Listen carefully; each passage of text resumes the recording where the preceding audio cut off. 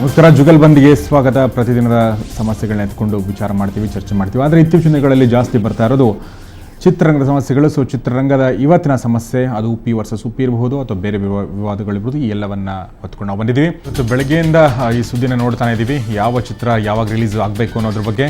So ಇಲ್ಲಿ ಕಠಾರಿ ವೀರ versus god father ಚಿತ್ರದ ಮಧ್ಯೆ ಒಂದು ಜಟಾಪಟಿ ನಡೀತಾ ಇತ್ತು. ಎರಡೂ ಚಿತ್ರಗಳು ಒಂದೇ ವಾರದಲ್ಲಿ ರಿಲೀಸ್ ಆಗಬೇಕು ಅನ್ನೋದು ಈ ಇಬ್ಬರು ನಿರ್ಮಾಪಕರ ಹಠ ಆಗಿತ್ತು. ಸೊ ಗಾಡ್ ಫಾದರ್ ಕೂಡ ಈ 3ನೇ ತಾರೀಕಿಗೆ ಬರ್ತೀನಿ ಅಂತಂತಾಯಿತು. ಅದರ ಜೊತೆಗೆ ಕಠಾರಿ ವೀರ್ ಕೂಡ ಮುಂದಿನ ತಿಂಗಳ 3ನೇ ತಾರೀಕು ರಿಲೀಸ್ ಮಾಡೋದಾಗಿ ಅದರ ನಿರ್ಮಾಪಕ ಮುನಿರತ್ನ ಹೇಳ್ತಾ ಇದ್ರು. ಇದು ಜಟಾಪಟಿಗೆ ಕಾರಣ ಆಗಿತ್ತು. ಇವತ್ತಿನ ಬೆಳಗ್ಗೆ ನಡೆದ ಸಂಧಾನ ಸಭೆಯಲ್ಲಿ ಯಾವುದೇ ನಿರ್ಧಾರ ಕೈಗೊಳ್ಳುವಲ್ಲಿ ಸಂಧಾನ ಸಭೆ ವಿಫಲಗೊಂಡಿತ್ತು. ಆದರೆ ಈಗ ಬಂದಿರೋ ಸುದ್ದಿಯ ಪ್ರಕಾರ ಯಾವ ಚಿತ್ರಕ್ಕೆ ಮೊದಲು ಸೆನ್ಸಾರ್ ಸರ್ಟಿಫಿಕೇಟ್ ಸಿಗುತ್ತೋ ಆ ಚಿತ್ರ ಮೊದಲು ಬಿಡುಗಡೆ ಆಗಲಿದೆ.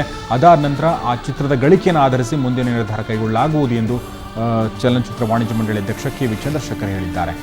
ಅಂದರೆ ಈಗ ಸದ್ಯಕ್ಕೆ ಸೆನ್ಸಾರ್ ಮಂಡಳಿಯಲ್ಲಿ ಈ ಏನು ಕ್ಯೂ ಇರುತ್ತೆ, ಆ ಕ್ಯೂನಲ್ಲಿ ಕಠಾರಿ ವೀರ ಯಾವ ಸ್ಥಾನದಲ್ಲಿದೆ ಮತ್ತು ಗಾಡ್ ಫಾದರ್ ಯಾವ ಸ್ಥಾನದಲ್ಲಿದೆ, ಯಾವ ಚಿತ್ರವನ್ನು ಮೊದಲು ಸೆನ್ಸಾರ್ ಮಂಡಳಿಯ ಸದಸ್ಯರು ನೋಡಲಿದ್ದಾರೆ ಅನ್ನೋದ್ರ ಮೇಲೆ ಯಾವ ಚಿತ್ರ ರಿಲೀಸ್ ಆಗುತ್ತೆ ಅದು ನಿರ್ಧಾರವಾಗಲಿದೆ. ಈಗ ಅದು ಸೆನ್ಸಾರ್ ಮಂಡಳಿಯ ಅಂಗಳದಲ್ಲಿದೆ ಅಂತ ಹೇಳ್ಬೋದು. ಈ ಒಂದು ಬಾಲು ಅವ್ರು ಯಾವ ಕಡೆ ತಿರುಗಿಸಿ ಹೊಡಿತಾರೆ ಅದನ್ನು ಕಾಯ್ದು ನೋಡಬೇಕಾಗಿದೆ. ಆದರೆ ಈ ನಿರ್ಧಾರವನ್ನು ಈಗ ತೆಗೆದುಕೊಂಡಿರುವ ಈ ನಿರ್ಧಾರವನ್ನು ಈ ಎರಡೂ ಚಿತ್ರ ನಿರ್ಮಾಪಕರಾದ ಮುನಿರತ್ನಂ ನಾಯ್ಡು ಮತ್ತು ಮಂಜು ಇವರಿಬ್ಬರು ಒಪ್ಕೊಳ್ತಾರೆ ಅನ್ನೋದು ಮತ್ತೊಂದು ಪ್ರಶ್ನೆ. ಓಕೆ, ಎಸ್, ಈ ಬಗ್ಗೆ ಮಾತಾಡಲು ಈಗ ಸ್ವತಃ ಕರ್ನಾಟಕ ಚಲನಚಿತ್ರ ವಾಣಿಜ್ಯ ಮಂಡಳಿ ಅಧ್ಯಕ್ಷರಾದ ಕೆ ವಿ ಚಂದ್ರಶೇಖರ್ ಈಗ ನಮ್ಮೊಂದಿಗೆ ನೇರವಾಗಿ ಸಂಪರ್ಕದಲ್ಲಿದ್ದಾರೆ. ಬನ್ನಿ ಅವ್ರ ಜೊತೆ ಮಾತಾಡೋಣ. ನಮಸ್ಕಾರ ಚಂದ್ರಶೇಖರ್ ಅವರೇ, ನನ್ನ ಮಾತು ನಿಮಗೆ ಕೇಳ್ತಾ ಇದೆ ಅಂತ ಅನ್ಕೋತೀನಿ. ಇವತ್ತು ಸಾಕಷ್ಟು ವಿವಾದಗಳ ದಿನ ಅಂತ ಹೇಳ್ಬೋದು ಚಿತ್ರರಂಗದ ದೃಷ್ಟಿಯಿಂದ. ಮೊದಲನೇದಾಗಿ ಕಠಾರಿ ವೀರ ಮತ್ತು ಗಾಡ್ ಫಾದರ್ ಈ ಮಧ್ಯದ ವಿವಾದವನ್ನು ಹೇಗೆ ಬಗೆಹರಿಸಿದ್ದೀರಾ ನೀವು?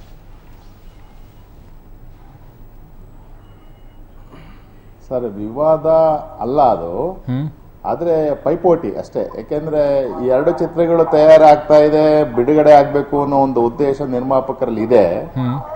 ಈಗ ನಾವು ಬೆಳಗ್ಗೆ ಒಂದು ಸಭೆ ಸೇರಿ ಯಾವ ಚಿತ್ರದ ಚಿತ್ರೀಕರಣ ಮತ್ತು ಸೆನ್ಸಾರ್ ಸಂಬಂಧಪಟ್ಟಂತೆ ಎಲ್ಲಿವರೆಗೂ ನಡೀತಾ ಇದೆ ಅನ್ನೋದನ್ನೆಲ್ಲ ಮಾಹಿತಿಯನ್ನ ತೆಗೆದುಕೊಂಡು ಇವತ್ತು ವಿಶೇಷ ಕಾರ್ಯಕಾರಿ ಸಮಿತಿನಲ್ಲಿ ಸಭೆ ಸೇರಿದ್ದಾಗ ಕಾರ್ಯಕಾರಿ ಸಮಿತಿ ಸದಸ್ಯರ ಸಮ್ಮುಖದಲ್ಲಿ ಈ ವಿಷಯವನ್ನ ಪ್ರಸ್ತಾಪ ಮಾಡಿ ಒಂದು ತೀರ್ಮಾನಕ್ಕೆ ಬಂದಿದ್ದೀವಿ. ಇಬ್ರು ಚಿತ್ರ ತಯಾರಿಕೆ ಬಗ್ಗೆ ಗಮನ ಹರಿಸ್ಲಿ, ಅವರು ಮೊದಲು ಯಾರು ಸೆನ್ಸಾರ್ ಮಾಡ್ತಾರೆ ಅವರು ಚಿತ್ರನ ಬಿಡುಗಡೆ ಮಾಡ್ಲಿ ಅನ್ನೋ ಒಂದು ತೀರ್ಮಾನ ಕಾರ್ಯಕಾರಿ ಸಮಿತಿ ಕೊಟ್ಟಿದೆ. ಅದ್ರ ಬಗ್ಗೆ ಗಮನ ಹರಿಸ್ಕೊಂಡು ಅವರು ಅವರ ಚಿತ್ರವನ್ನ ಪೂರ್ಣ ಪ್ರಮಾಣದಲ್ಲಿ ಮುಗಿಸೋ ಪ್ರಯತ್ನ ಮಾಡಬೇಕು ಅಂತ ನನ್ನ ಸಲಹೆ. ಓಕೆ, ಈಗ ಸೆನ್ಸಾರ್ ಸರ್ಟಿಫಿಕೇಟ್ ಯಾವ ಚಿತ್ರ ಸಿಗುತ್ತೋ ಈ ಒಂದು ನಿರ್ಧಾರವನ್ನ ಈ ಇಬ್ಬರು ನಿರ್ಮಾಪಕರು ಒಪ್ಕೊಳ್ಳುವಂತ ಸಾಧ್ಯತೆ ಇದೆಯಾ? ನಿಮ್ಗೆ ಅನ್ಸುತ್ತಾ ಒಪ್ಕೊಳ್ತಾರಂತ?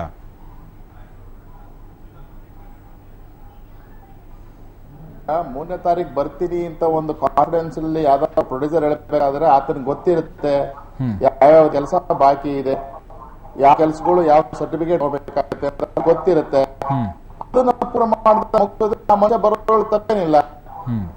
ಅದರಿಂದ ಸಮಿತಿ ತೀರ್ಮಾನ ತೆಗೆದುಕೊಂಡು ಈಗ ಯಾರ ಒಬ್ಬರಿಗೆ ಬನ್ನಿಂದ್ರೆ ಹೋಗುತ್ತೆ ಅದು ಮೊದಲು ತೆಗೆದುಕೊಳ್ತಾರೋ ಬನ್ನಿ ಅಂತ ಅಭಿಪ್ರಾಯ ಕಾರ್ಯಕಾರಿ ಸಮಿತಿ ವ್ಯಕ್ತಪಡಿಸಿದೆ. ಅದನ್ನ ಕಾರ್ಯಕಾರಿ ಸಮಿತಿ ಅನುಸರಿಸೋದು ಸೂಕ್ತ ಅಂತ ನನ್ನ ಒಂದು ಸಲಹೆ. ಓಕೆ, ಈ ಬೆಳಗ್ಗೆಯಿಂದ ಏನು ಚರ್ಚೆಗಳು ನಡೀತಾ ಇದೆ, ಬೆಳಗ್ಗೆ ಒಂದು ಸಂಧಾನ ಸಭೆ ಆಯ್ತು, ಅದಾದ ನಂತರ ಎಲ್ಲ ಚಾನಲ್ಗಳಲ್ಲೂ ಇದೇ ಚರ್ಚೆಗಳು ನಡೀತಾ ಇದೆ. ಎಲ್ಲೋ ಒಂದು ಕಡೆ ವಾಣಿಜ್ಯ ಮಂಡಳಿ ತನ್ನ ಕೆಲಸವನ್ನು ತನ್ನ ಎದುರುಗಡೆ ಬಂದ ಸಮಸ್ಯೆಗಳನ್ನ ಸಮರ್ಥವಾಗಿ ಬಗೆಹರಿಸುವಲ್ಲಿ ಸೋಲ್ತಾ ಇದೆ ಅನ್ನೋ ಒಂದು ಒಪಿನಿಯನ್ ಕೇಳಿ ಬರ್ತಾ ಇದೆ. ಏನು ಹೇಳ್ತಾರೆ ಚಂದ್ರಶೇಖರ್ ಅವರು ಈ ಬಗ್ಗೆ?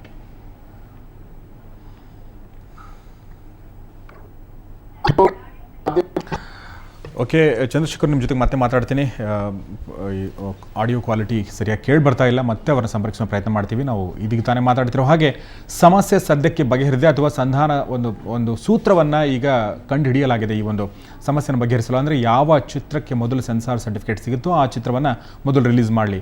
ಇದಕ್ಕಿಂತ ಮುಂಚೆ ಕೂಡ ಅದೇ ಸೂತ್ರ ಇತ್ತು, ಆದರೆ ಫಾಲೋ ಮಾಡ್ತಿರಲಿಲ್ಲ.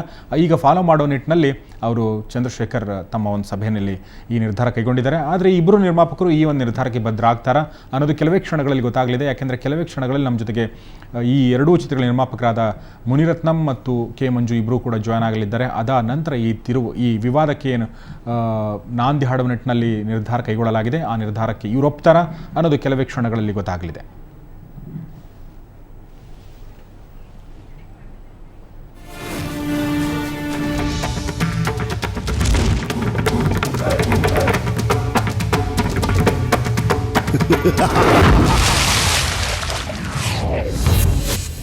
ನೋಡ್ತೀಯಾ?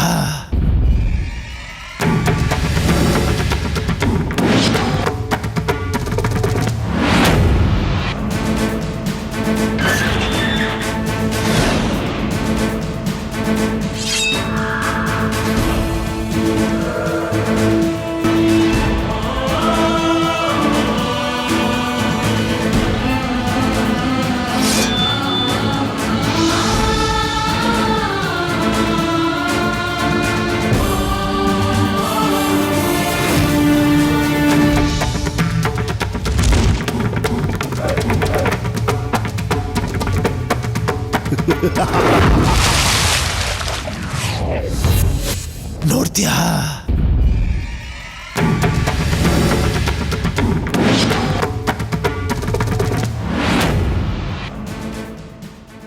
ಓಕೆ, ಚಂದ್ರಶೇಖರ್ ಕೆ ವಿ ಚಂದ್ರಶೇಖರ್ ಕರ್ನಾಟಕ ಚಲನಚಿತ್ರ ವಾಣಿಜ್ಯ ಮಂಡಳಿ ಅಧ್ಯಕ್ಷರು ಈಗ ನಮ್ಮೊಂದಿಗೆ ಮತ್ತೊಮ್ಮೆ ಸಂಪರ್ಕಲಿದ್ದಾರೆ. ಸೊ ನಾನು ನಿಮ್ಮ ಪ್ರಶ್ನೆ ಕೇಳ್ತಾ ಇದ್ದೆ ಚಂದ್ರಶೇಖರ್ ಅವರೇ, ಸರಿಯಾಗಿ ಕೇಳ್ತಾ ಇರಲ್ಲ ನಿಮ್ಮ ಮಾತು. ಮತ್ತೊಂದು ಸಲ ಅದೇ ಪ್ರಶ್ನೆ ಕೇಳ್ತೀನಿ.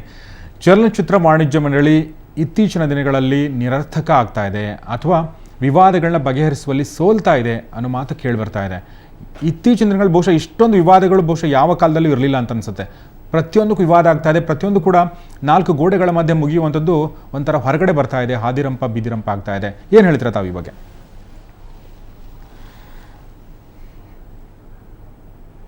ಅಲ್ಲ, ಈಗ ವಿವಾದಗಳನ್ನ ಸೃಷ್ಟಿ ಮಾಡಬೇಕು ಅನ್ನೋ ಭಾವನೆ ಇದ್ದಾಗ ವಿವಾದಗಳು ಸೃಷ್ಟಿ ಆಗತ್ತೆ. ಕಾರ್ಯಕಾರಿ ಸಮಿತಿ ಇದೆ, ಕಾರ್ಯಕಾರಿ ಸಮಿತಿ ತೀರ್ಮಾನ ತೆಗೆದುಕೊಳ್ತೀವಿ ಅಂತೇಳಿ ವಿವಾದನ ನಾಲ್ಕು ಗೋಡೆಯಿಂದ ಆಚೆ ತಗೊಂಡು ಹೋದಾಗ ಅದು ಸಾರ್ವಜನಿಕ ವಲಯದಲ್ಲಿ ವಿವಾದವಾಗಿ ಸೃಷ್ಟಿ ಆಗತ್ತೆ. ಬೆಳಗ್ಗೆ ನಾವು ಮಾಹಿತಿಯನ್ನ ಕಲೆ ಹಾಕಿದೀವಿ. ಆ ಎರಡೂ ಚಿತ್ರಗಳ ನಾಯಕ ನಟರಾದಂಥ ಶ್ರೀ ಉಪೇಂದ್ರ ಅವರ ಸಂಪರ್ಕದಲ್ಲಿ ತೆಗೆದುಕೊಂಡು ಅವರದೇ ಇನ್ನೂ 2 ಚಿತ್ರಗಳು ತಯಾರಿ ಹಂತಕ್ಕೆ ಬರ್ತಾ ಇದೆ. ಸೊ ಅವೆರಡೇ ಪರಿಸ್ಥಿತಿ ಯಾವ ರೀತಿ ಇದೆ, ಯಾವ ಮಟ್ಟಿಗೆ ಚಿತ್ರೀಕರಣ ಮುಗಿದಿದೆ ಅನ್ನೆಲ್ಲ ಮಾಹಿತಿನ ಕಲೆ ಹಾಕೊಂಡು ತೀರ್ಮಾನ ತೆಗೆದುಕೊಳ್ಬೇಕಾದಂತ ಅನಿವಾರ್ಯತೆ ನಮ್ಮಲ್ಲಿ ಇದೆ. ಯಾಕೆಂದ್ರೆ ಕೇವಲ ಒಬ್ಬ ನಿರ್ಮಾಪಕನಿಗೆ ಅನುಕೂಲ ನೋಡ್ಬೇಕಾದ್ರೆ ಉಳಿದ 3-4 ನಿರ್ಮಾಪಕರ ಅನುಕೂಲವೂ ಸಹ ಗಮನಿಸಬೇಕಾಗತ್ತೆ. ಇದರ ಒಂದೇ ಕ್ಷಣದಲ್ಲಿ ಕೂತ್ಕೊಂಡು ತೀರ್ಮಾನ ತೆಗೆದುಕೊಳ್ಳೋಕೆ ಸಾಧ್ಯ ಇಲ್ಲ.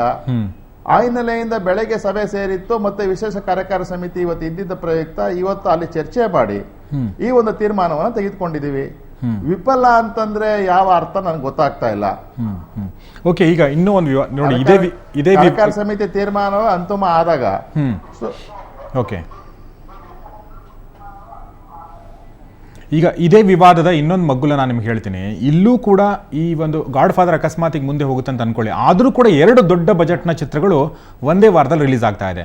ಒಂದು ಅಣ್ಣಾ ಬಾಂಡ್ ಬರ್ತಾ ಇದೆ, ಅದರ ಕೆಲವೇ ದಿನಗಳಲ್ಲಿ ಕಠಾರಿ ವೀರ, ಅಕಸ್ಮಾತ್ ನಾವು ಗಾಡ್ ಫಾದರ್ ಮುಂದೆ ಹೋಗ್ತಾ ಇದೆ ಅಂತ ಅಂದ್ಕೊಂಡ್ರು ಕೂಡ ಈ 2 ಚಿತ್ರಗಳು ಒಂದೇ ವಾರದಲ್ಲಿ ರಿಲೀಸ್ ಆಗ್ತಾ ಇದೆ. ಈ ಬಗ್ಗೆ ಏನು ಹೇಳ್ತೀರಾ ನೀವು? ಇದು ಕೂಡ ಒಂದು ರೀತಿಯಿಂದ ಪ್ರೇಕ್ಷಕನ ಇಕ್ಕಟ್ಟಿಗೆ ಸಿಲುಕಿಸೋದು ಅಥವಾ ಉದ್ಯಮಕ್ಕೆ ಮಾರಕ ಅಂತ ಅನ್ಸಲ್ವಾ ನಿಮಗೆ ಚಂದ್ರಶೇಖರ್ ಅವರೇ? ಸರ್, ಒಂದು ತಾವು ಹೇಳೋ ಪ್ರಕಾರ ಈಗ ಈಗ ಒಂದು ಪ್ರತಿಷ್ಠಿತ ನಾಯಕರುಗಳ ಚಿತ್ರಗಳು ಒಂದೊಂದು ಪಿಕ್ಚರ್ ಬಿಡುಗಡೆ ಆದ್ರೆ ಮುಂದಿನ 4-5 ವಾರ ಯಾವುದೋ ಚಿತ್ರ ಬಿಡುಗಡೆ ಆಗೋದು ಬೇಡ ಅನ್ನೋದಾದ್ರೆ ರಾಜ್ಯದಲ್ಲಿರತಕ್ಕಂಥ 850 ಚಿತ್ರಮಂದಿರಗಳಿಗೆ ಚಿತ್ರಗಳನ್ನ ಪರಭಾಷಾ ಚಿತ್ರಗಳು ಹಾಕೊಳ್ಳಿ ಅಂತ ಅರ್ಥನಾ?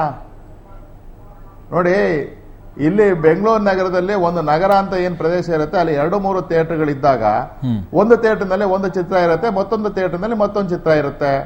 ಪ್ರೇಕ್ಷಕರಿಗೆ ಕನ್ನಡ ಚಿತ್ರಗಳ ವೀಕ್ಷಣೆ ಮಾಡೋದಕ್ಕೆ ಅನುಕೂಲ ಆಗುತ್ತೆ. ಅದರಿಂದ ಒಂದು ಚಿತ್ರ ಬರ್ತಾ ಇದೆ, ಇನ್ನೊಂದು ಪ್ರತಿಷ್ಠಿತ ಚಿತ್ರ ಬರಲೇಬಾರದು ಅನ್ನೋದಾದ್ರೆ ನಮಗೆ ಒಂದು ವರ್ಷಕ್ಕೆ ಕೇವಲ 40 ಅಥವಾ 20-25 ಚಿತ್ರ ಆದ್ರೆ ಸಾಕು.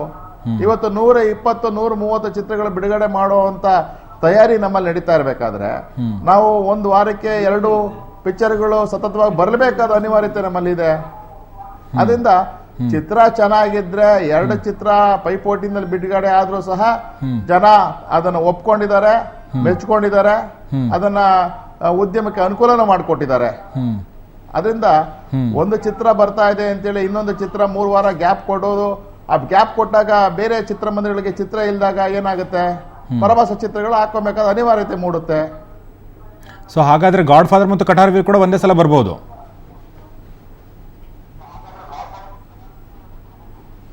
ನೋಡಿ, ಗಾಡ್ ಫಾದರ್ ಕಠಾರಿ ವೀರ ಒಂದು ಸಬ್ಜೆಕ್ಟ್ ಬೇರೆ. ಯಾಕೆಂದ್ರೆ ಒಬ್ಬ ನಾಯಕ ನಟನ 2 ಚಿತ್ರಗಳು ಒಂದೇ ಆಗಿರೋದೇನೆಯಿಂದ ಆ ನಿರ್ಮಾಪಕರುಗಳು ಮನವರಿಕೆ ಆಗ್ಬೇಕು ಅವ್ರಿಗೆ.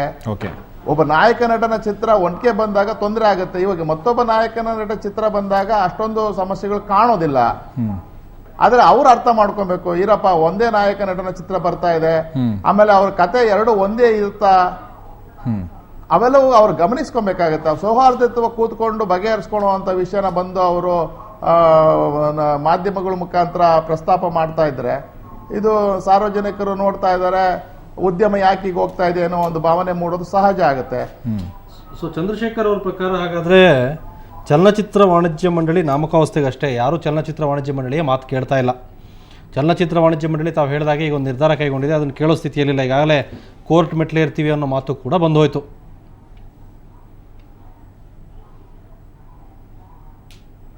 ಅಲ್ಲ, ಕೋರ್ಟ್ ಮೆಟ್ಲು ಏರ್ತೀವಿ ಅಂತಂದ್ರೆ ಯಾವ ಥರದ ಆಧಾರದ ಮೇಲೆ ಕೋರ್ಟ್ ಮೆಟ್ಲೆ ಹೋಗ್ತೀವಿ ಅನ್ನೋ ಮಾತು ನನಗೆ ಸ್ಪಷ್ಟವಾಗಿ ಗೊತ್ತಿಲ್ಲ. ಅದು ನಮ್ಮಲ್ಲಿ ಆ ರೀತಿ ಯಾವುದೇ ಥರದ ಮಾತುಗಳು ವಾಣಿಜ್ಯ ಮಂಡಳಿಯಿಂದಲೇ ಬಂದಿಲ್ಲ. ಇವತ್ತು ತೀರ್ಮಾನ ಆಗಿದೆ, ಯಾರು ಮೊದಲು ಸೆನ್ಸಾರ್ ಸರ್ಟಿಫಿಕೇಟ್ ಮಾಡ್ತಾರೋ ಅವ್ರು ಬಿಡುಗಡೆ ಮಾಡ್ಕೊಳ್ಳಿ. ಅಂದರೆ ಎರಡೂ ಚಿತ್ರವೂ ಒಬ್ಬ ನಾಯಕ ನಟಂತೆ ಆಗಿರೋ ದೆಸೆಯಿಂದ ಈ ಒಂದು ತೀರ್ಮಾನಕ್ಕೆ ಬರಲಾಗಿದೆ. ಈಗ ಚಂದ್ರಶೇಖರ್ ಅವರು ಇನ್ನೊಂದು ಪ್ರಾಮಾಣಿಕವಾಗಿ ಹೇಳಿ, ಈ ಇಬ್ಬರು ನಿರ್ಮಾಪಕರು ಗಾಡ್ ಫಾದರ್ ಮತ್ತು ಕಟಾರಿ ವೀರ ಇವರು ಎಷ್ಟು ಸೀರಿಯಸ್ ಆಗಿದ್ದಾರೆ ಇಬ್ಬರು ಕೂಡ ಅಟ್ ಎ ಟೈಮಲ್ಲಿ ರಿಲೀಸ್ ಮಾಡಬೇಕು ಅಂತ?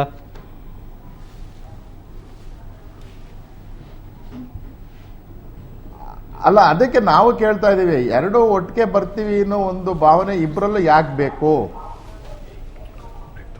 ಕೇವಲ 2 ವಾರ ಗ್ಯಾಪ್ ಕೊಟ್ಕೊಂಡು ಪಿಕ್ಚರ್ ಬರ್ಬೋದಲ್ಲ. ಈಗ ಒಂದು ಪಿಕ್ಚರ್ ಬಿಡುಗಡೆ ಆದ್ರೆ 150 ಅಥವಾ 175 ಅಥವಾ ಇವತ್ತು ಕಟಾರಿ ವೀರ ಚಿತ್ರ ಹೆಚ್ಚು ಚಿತ್ರಮಂದಿರ ಬಿಡುಗಡೆ ಮಾಡಬೇಕು ಅನ್ನೋ ಅಭಿಲಾಷೆ ಅವ್ರಿಗಿದೆ. ಯಾಕೆಂದ್ರೆ 3D ಪಿಕ್ಚರ್ ಇದೆ ಅಂತ ಅವರೇ ಹೇಳ್ತಿದ್ದಾರೆ. ಅವರು ಒಂದು ವೇಳೆ ಅವರು 200ಕ್ಕಿಂತ ಹೆಚ್ಚು ಚಿತ್ರಮಂದಿರಗಳು ಬಿಡುಗಡೆ ಮಾಡಿದ್ದಾದ್ರೆ ಮತ್ತೆ ಯಾವುದೇ ಚಿತ್ರ ಬರ್ತೀನಿ ಅಂತಂದ್ರೂ ನಮ್ಮಲ್ಲಿ ಅವಕಾಶ ಇಲ್ಲ. ಯಾಕೆಂದ್ರೆ ನೇರ ಬಿಡುಗಡೆ ಆಗುವಂಥ ಚಿತ್ರಮಂದಿರಗಳ ರಾಜ್ಯದಲ್ಲಿ 400ಕ್ಕಿಂತ ಹೆಚ್ಚಿಲ್ಲ ನಮ್ಮಲ್ಲಿ. ಸೊ ಈಗ ಒಂದು ಚಿತ್ರ 200ರಿಂದ 225 ಚಿತ್ರಮಂದಿರಗಳಲ್ಲಿ ಆಕ್ಯುಪೇಷನ್ ಆಗೋದ್ರೆ ಅದು ಹಿಂದಿನ ಚಿತ್ರ ಯಾವುದಿರುತ್ತೆ ಅದು ಸಹ 100 ಚಿತ್ರಮಂದಿರಗಳಲ್ಲಿ ನಡೀತಾ ಇರುತ್ತೆ. ಅದನ್ನು ತೆಗೆದು ಕೊಡಕ್ಕೆ ಸಾಧ್ಯ ಇಲ್ಲ. ಅದರಿಂದ ಅವರಿಗೆ ಬೇರೆ ಇನ್ನೊಬ್ರು ಬರ್ತೀನಿ ಇನ್ನೋರಿಗೆ ಚಿತ್ರಮಂದಿರಗಳು ಸಿಗೋದಿಲ್ಲ, ಬರಕ್ಕೆ ಸಾಧ್ಯನೇ ಆಗೋದಿಲ್ಲ. ಸರಿ, ಇದನ್ನೆಲ್ಲ ತೀರ್ಮಾನ ಮಾಡಬೇಕಾಗಿದ್ದು ಯಾರು ಚಂದ್ರಶೇಖರ್ ಅವರೇ?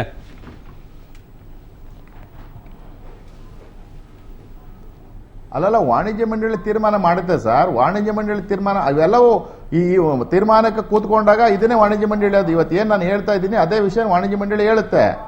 ಆದ್ರೆ ಎಲ್ಲೋ ನನ್ನ ಕಂಡಂಗೆ ಬಹುಶಃ ಪ್ರತಿಷ್ಠೆ ವಿಷಯ ಆಗಿದೆ ಅಂತ ನನಗನ್ನಿಸ್ತಾ ಇದೆ. ಇದು ಎರಡು ಚಿತ್ರಗಳ ಬಿಡುಗಡೆ ಒಂದು ಪ್ರತಿಷ್ಠೆ ರೂಪದಲ್ಲಿ ಕಾಣ್ತಾ ಇದೆ. ಅಲ್ಲ, ಅದು ಒಂದು ಏನೇ ಆದ್ರೂ ಈಗ ಚಲನಚಿತ್ರ ವಾಣಿಜ್ಯ ಮಂಡಳಿ ಅನ್ನೋದೊಂದು ಇದೆ ಅಂದಾಗ 3 ವಿಭಾಗ ಸೇಳಾಗಿರುವಂಥ ಒಂದು ಸುಪೀರಿಯರ್ ನಿಮ್ಮದು ಏನೋ ಸಂಸ್ಥೆ, ನೀವು ಸುಪೀರಿಯರ್ ಸಂಘ ಸಂಸ್ಥೆಯವರು ನೀವೊಂದು ತೀರ್ಮಾನ ಕೊಡಬೇಕು. ನೀವು ಒಂದು ತೀರ್ಮಾನ ಕೊಡ್ತೀರಿ, ನಾಯಕ ನಟ ಉಪೇಂದ್ರನ ಕೇಳ್ಬಿಟ್ಟು ನೋಡೋಣ ಅಂತೇಳಿ. ಉಪೇಂದ್ರ ಅವ್ರಿಗೂ ಇದಕ್ಕೇನು ಸಂಬಂಧ? ಅವ್ರು ನಡೆಸಿರೋ ಚಿತ್ರ, ನಿಮ್ಮ 2 ಕಣ್ಣಲ್ಲಿ ಯಾವ್ದು ಬೆಸ್ಟು ಅಂದರೆ ಯಾವ್ದು ಅಂತಾರೆ ಅವರು? ಎರಡೂ ಬೇಕು ಅಂತಾರೆ. ಅಲ್ಲ, ನಾವು ನಾಯಕ ನಟರು ಉಪೇಂದ್ರ ಅವ್ರನ್ನ ಕೇಳಬೇಕು ಅಂತಂದ್ರೆ ಈ ವಿಷಯಕ್ಕೆ ಅಂತಲ್ಲ, ನೀವು ಅದನ್ನ ಅರ್ಥ ಆ ರೀತಿ ಮಾಡ್ಕೊಳಕ್ ಹೋಗಬೇಡಿ. ಮತ್ತೆ 2 ಕಲ್ಪನಾ ಚಿತ್ರ, ಮತ್ತೊಂದು ಚಿತ್ರಗಳು ಇದಾವೆ. ಒಟ್ಟು 5 ಚಿತ್ರಗಳು ಒಬ್ಬ ನಾಯಕ ನಟನ ಚಿತ್ರ ತಯಾರಾಗ್ತಾ ಇದೆ ಅನ್ನೋ ಒಂದು ಮಾತು ಬರ್ತಾ ಇದೆ. ಇವತ್ತು ಏನಿಲ್ಲದೆ ಇದ್ರು ಮುಂದಿನ 1 ತಿಂಗಳಿನಲ್ಲಿ ಅಥವಾ 1.5 ತಿಂಗಳಿನಲ್ಲಿ ಎಲ್ಲಾ ಚಿತ್ರಗಳು ತಯಾರಾಗುವ ಸ್ಥಿತಿಗಳು ಕಾಣಿಸ್ತಾ ಇದೆ ಅನ್ನೋ ಒಂದು ಬರ್ತಾ ಇದೆ. ಅದಕ್ಕೆ ನಾವು ಅವರಲ್ಲಿ ಕೇಳ್ತೀವಿ, ನೀವು ಡಬ್ಬಿಂಗು ಮತ್ತೊಂದು ಕಾರ್ಯಕ್ರಮಗಳು ಹಾಕೊಳ್ಳುವಂತ ಸಂದರ್ಭದಲ್ಲಿ ಹಂತವಾಗಿ ಹಾಕೊಳ್ಳಿ. ಎಲ್ಲವೂ ಒಟ್ಟಿಗೆ ಮುಗಿಸ್ಬಿಟ್ಟು ಎಲ್ಲ ನಿರ್ಮಾಪಕ ಸಿದ್ಧತೆ ಮಾಡಿಕೊಂಡು ಆ ನಿರ್ಮಾಪಕನಿಗೆ 6 ತಿಂಗಳು ಮುಂದಕ್ಕೆ ಹೋಗಿ ಅಂತ ಹೇಳೋದು ಔಚಿತ್ಯವ? ಅದರಿಂದ ಅದನ್ನ ನಾವು ಮಾತಾಡೋದೇ ಕೇಳಬೇಕಾಗತ್ತೆ. ಅಂದ್ರೆ ಅವರು ಕೇಳೇನೆ ತೀರ್ಮಾನ ತೆಗೆದುಕೊಳ್ತಾ ಇದ್ದೀರಲ್ಲ ಅನ್ನೋ ಅಭಿಪ್ರಾಯ ಮೂಡಿಸೋ ತಪ್ಪದು. ನಾವು ಒಬ್ರು ಮಾತಾಡಿರ್ತಾನೆ ವಿಷಯ ಗೊತ್ತಾಗೋದು. ಓಕೆ, ಈಗ ಚಂದ್ರಶೇಖರ್ ನೀವು ನಮ್ಮ ಜೊತೆ ಈಗ ಚಿತ್ರದ ನಿರ್ಮಾಪಕ ಮುನಿರತ್ನ ಅವರು ಜಾಯ್ನ್ ಆಗಿದ್ದಾರೆ. ಮುನಿರತ್ನ ನಮ್ಮ ಸ್ಟುಡಿಯೋಗೆ ಸ್ವಾಗತ.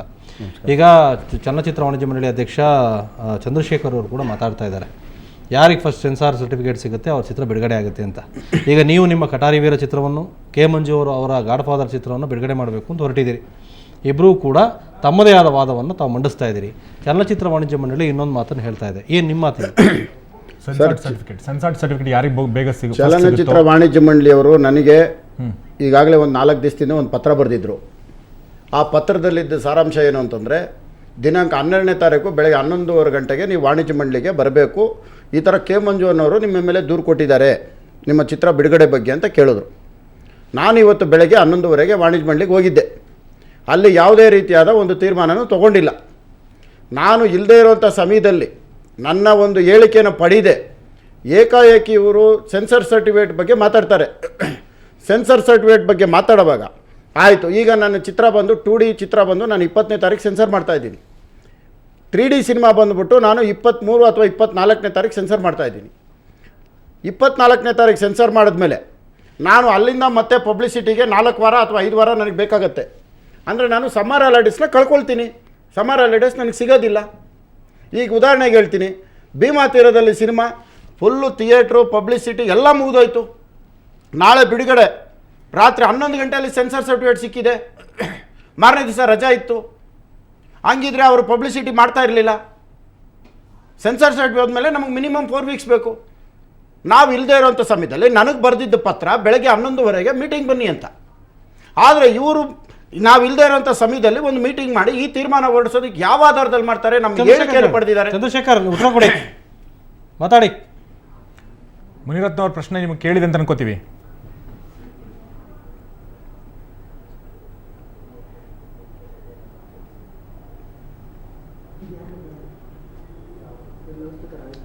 ಒಂದು ಪತ್ರ ಬರೆದ ಮೇಲೆ ಆ ಪತ್ರದಲ್ಲಿರುವಂಥ ಸಮಯದಲ್ಲಿ ಏನೇ ತೀರ್ಮಾನ ತಗೊಂಡ್ರು ತೀರ್ಮಾನ ಮಾಡಬೇಕಾಯ್ತು. ರೈಟ್. ಚಂದ್ರಶೇಖರ್ ಅವರ ಕೇಳಿಸ್ತಾ ಇದೆ ಅವ್ರ ಮಾತು? ನನಗೆ ಬರೆದಿದ್ದ ಪತ್ರದಲ್ಲಿ ಸಮಯ ಏನಿತ್ತು? ಉತ್ತರ ಕೊಡಿ ಚಂದ್ರಶೇಖರ್. ಚಂದ್ರಶೇಖರ್ ಅವ್ರ ಜೊತೆ ಬಹುಶಃ ಲೈನ್ ಕಟ್ ಆಗಿದೆ ಅನ್ಕೋತೀವಿ. ಚಂದ್ರಶೇಖರ್ ಮತ್ತೆ ನಮ್ಮ ಜೊತೆಗೆ ಲೈನಿಗೆ ಬರ್ತಾರೆ. ಈಗ ಮುನಿರತ್ನ ಅವರ ಏನು ಸೂತ್ರಗಳನ್ನ ಹೇಳಿದ್ರು ಆ ಸೂತ್ರಗಳಿಗೆ ಒಪ್ಪಿಗೆ ಸೂಚಿಸ್ತಾ ಇಲ್ಲ, ಪ್ರಶ್ನೆಗಳನ್ನ ಕೇಳ್ತಾ ಇದ್ದಾರೆ. ಹಾಗಾದ್ರೆ ಬನ್ನಿ ನಾವು ಚಿಕ್ಕದೊಂದು ಬ್ರೇಕ್ ತೊಗೊಂಡು ಬ್ರೇಕ್ ನಂತರ ಮುನಿರತ್ನ ಮತ್ತು ಮಂಜು ಅವರು ನಮ್ಮ ಜೊತೆಗೆ ಇರ್ತಾರೆ. ಚಂದ್ರಶೇಖರ್ ಕೂಡ ಲೈನ್ ಇರ್ತಾರೆ. ಚಿಕ್ಕದೊಂದು ಬ್ರೇಕ್ ನಂತರ ಜುಗಲ್ ಮಂದಿ ಮುಂದುವರಿಯುತ್ತೆ.